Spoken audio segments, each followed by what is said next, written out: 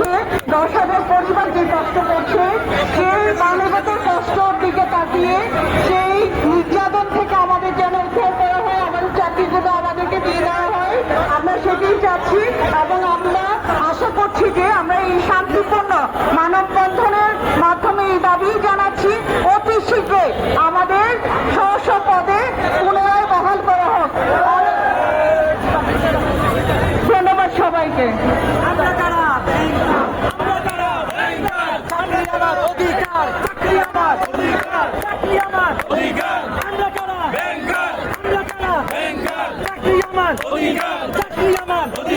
We want justice. We want justice.